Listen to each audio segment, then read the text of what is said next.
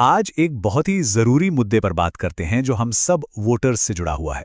Election commission ने एक बहुत बड़ी मुहिम छेड़ी है और उस पर सुप्रीम कोर्ट का एक अहम फैसला आया है जिसने कई उलझनों को सुलझा दिया है। चलिए देखते हैं कि ये पूरा मामला आखिर है क्या। तो देखिए, भारत के चुनाव आयोग ने पूरे देश में एक बहुत बड़ा काम शुरू किया है। इसका नाम है विशेष गहन पुनरीक्षण, जिसे शॉर्ट में SIR भी कहते हैं। अब ये है क्या? इसे आप ऐसे समझिए कि ये वोटर लिस्ट की एक तरह से डीप क्लीनिंग है। मतलब बूथ लेवल ऑफिसर्स घर घर जाके चेक करेंगे कि लिस्ट में जिनका नाम है वो सही है या नहीं, कोई नया वोटर जुड़ने लायक है या किसी का नाम लिस्ट से हटना चाहिए। पर यहीं पर एक बड़ा सवाल खड़ा हो गया। इस पूरे काम में आधार कार्ड का क्या रोल है? क्या ये देना जरूरी है या इसके बिना भी काम चल जाएगा? ये सवाल बहुतों का मन में था। और ये सवाल कोई छोटा मोटा नहीं था, ये सीधा पहुंचा देश की सबसे बड़ी अदालत यानी सुप्रीम कोर्ट के पास। तो हुआ ये कि एक संस्था है एसोसिएशन फॉर डेमोक्रेटिक रिफॉर्म्स, उन्होंने सुप्रीम कोर्ट में एक याचिका डाली। रिट याचिका संख्या थी 640/2025। उनकी सीधी सी मांग थी कि वोटर रजिस्ट्रेशन में आधार की भूमिका को लेकर जो कन्फ्यूजन है उसे हमेशा के लिए खत्म किया जाए। फिर आया वो दिन 8 सितंबर 2025 जब सुप्रीम कोर्ट ने इस मामले पर अपना ऐतिहासिक फैसला सुनाया और सारी की सारी उलझन को दूर कर दिया।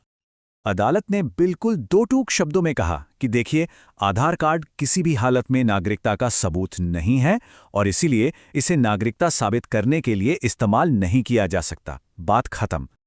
लेकिन कहानी यहीं खत्म नहीं होती। कोर्ट ने एक और बहुत जरूरी बात साफ की। उन्होंने कहा कि हां, नागरिकता का तो नहीं, पर किसी व्यक्ति की पहचान साबित करने के लिए यानी उसकी आइडेंटिटी बताने के लिए आधार कार्ड एक मान्य दस्तावेज है। तो सारा खेल यहीं पर है। पहचान और नागरिकता के बीच के इस बारीक से फर्क को समझना बहुत जरूरी है। ये दो बिल्कुल अलग अलग चीजें हैं और कोर्ट ने इसी बात को साफ किया है। मतलब एकदम साफ है। अगर कोई पूछे ये व्यक्ति कौन है तो आधार कार्ड पहचान बता सकता है, पर अगर सवाल ये है कि क्या ये भारत का नागरिक है तो आधार कार्ड इस पर बिल्कुल चुप है, वो इसका जवाब नहीं दे सकता। तो इस फैसले के बाद चुनाव आयोग को क्या निर्देश मिले?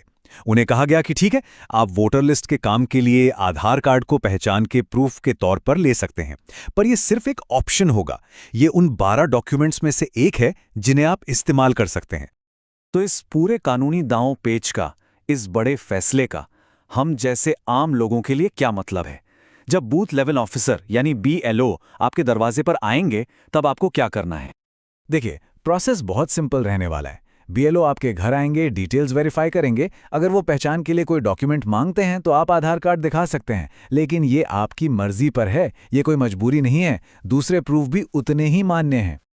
तो सबसे जरूरी बात जो हमें याद रखनी है वो ये है कि पहचान साबित करने के लिए आधार कार्ड देना कंपलसरी नहीं है। ये सिर्फ 12 वैध डॉक्यूमेंट्स में से एक ऑप्शन है और वोटिंग के अधिकार के लिए इसे नागरिकता का सबूत तो बिल्कुल भी नहीं माना जाएगा। और ये सारी कवायद हमें एक बहुत बड़े सवाल पर लाकर छोड़ देती है। एक मजबूत लोकतंत्र के लिए एक साफ सुथरी, सटीक वोटर लिस्ट आखिर कितनी जरूरी है? शायद सबसे ज्यादा।